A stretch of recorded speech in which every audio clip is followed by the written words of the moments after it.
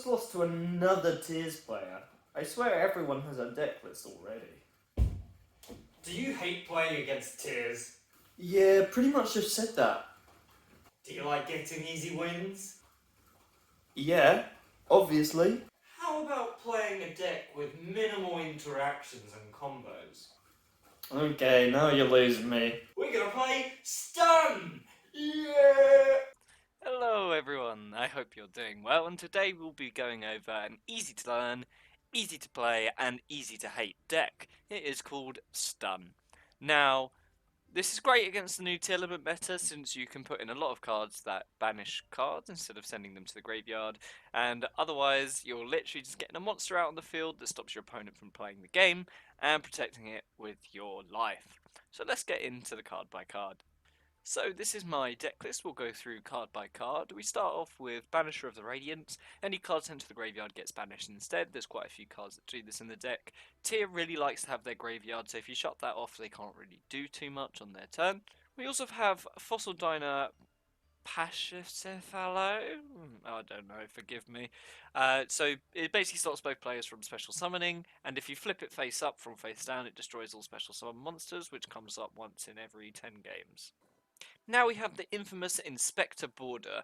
Now this has a lot of text to basically say you can't play the game, but essentially a quick rundown is neither player can activate effects up to the type of different extra deck monsters on the field. So for example, if there's a fusion monster on the field, both players can activate one effect. If there's a fusion and a link monster, both players can activate two effects, and so on and so on.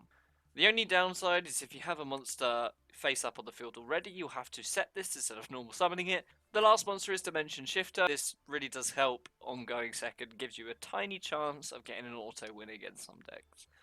Now moving on to the spells, we have the draw power, we have Pot of Duality since we won't be special summoning, we have Pot of Desires since we don't really care what we're banishing here, we just want to draw our monster in our opening hand.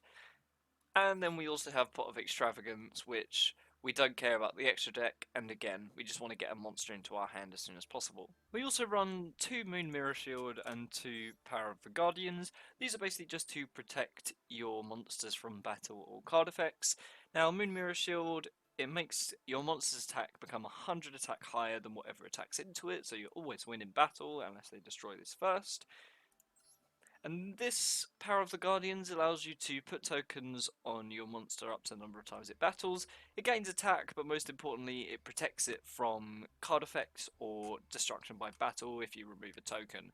So 2 super useful cards that they'll have to pop if they want to get over your monster. And for the last spell card, we have Dimensional Fissure. Once again, like Banisher of the Radiance, you just want to stop tier players from using their graveyard altogether, and you want to be drawing into that in your opening hand, so we run another Banisher just in case.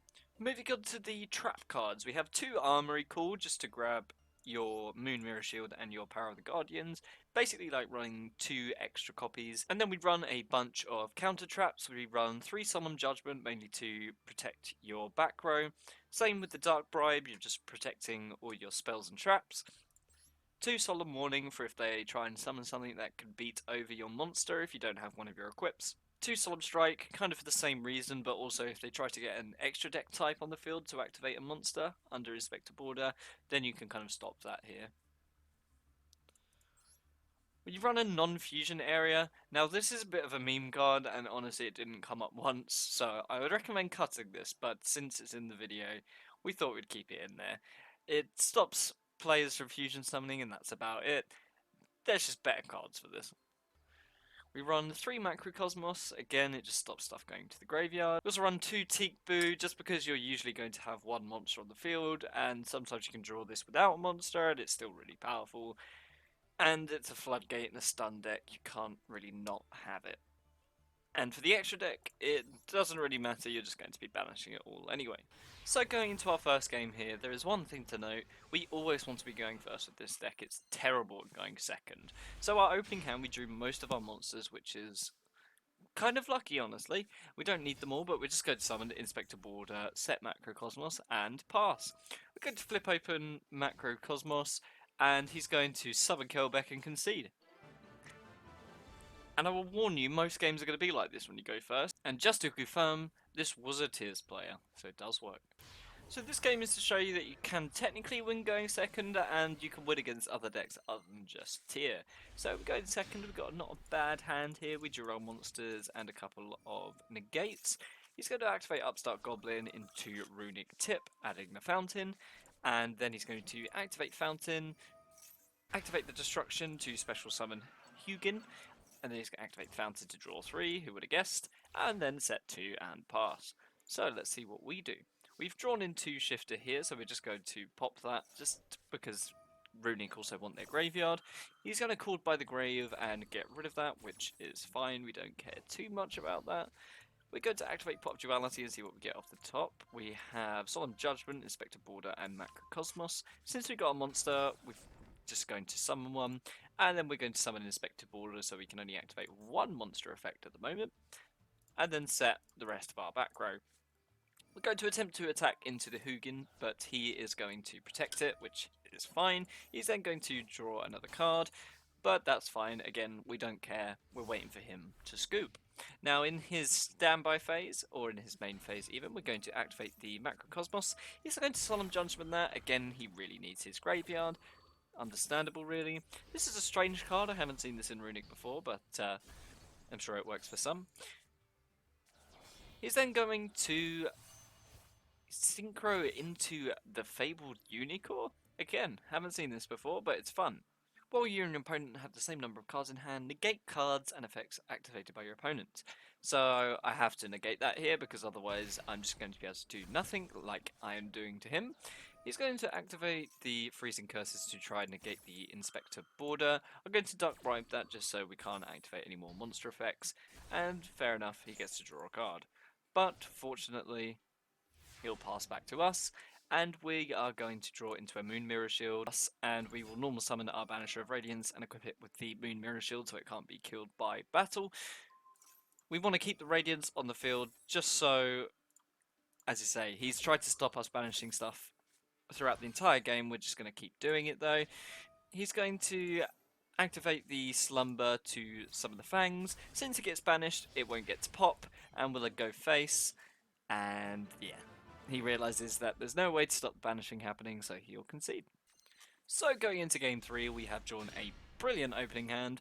We're going to start off by using the Extravagance to banish 6 and attempt to draw 2. We draw into 2 traps, which is fine. We will normal summon the Inspector Border so that he cannot activate any monster effects, and any monster in the graveyard is banished by activating Dimensional Fissure. We'll then just set the 2 Solemn Warnings and a Dark Bribe for protection. Now we activate Harpy's Feather Duster. Luckily we drew into the bribe, so we will stop that here. We'll keep our Solemn Warnings, and he's just going to set 2 and pass.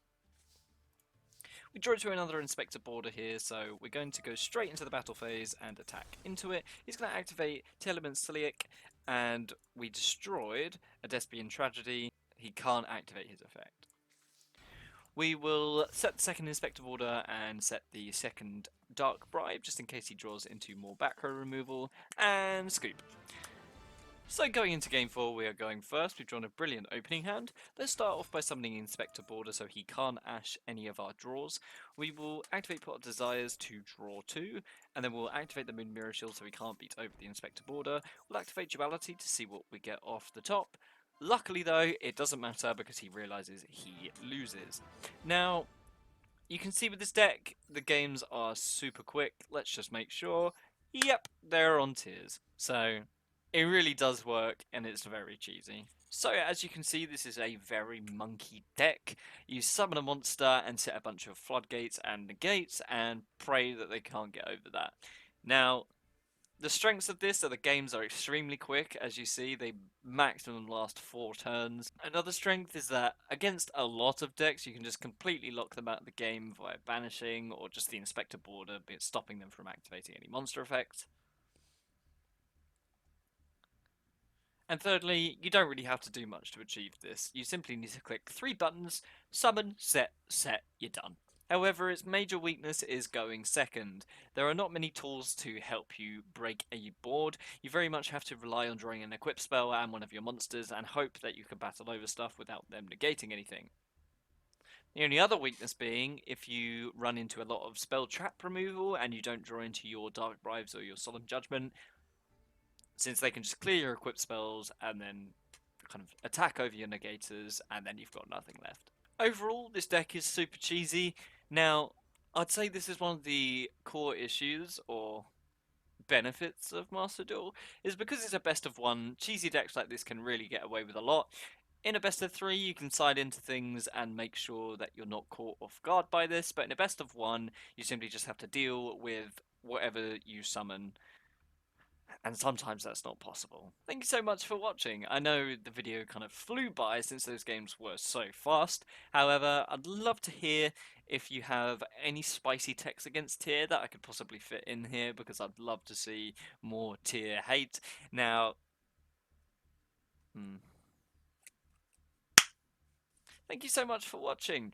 If you have any suggestions on what to do to counter tier other than playing a stun deck, or possibly even more floodgates that they hate, please do let me know in the comments, because I'd love to hear it.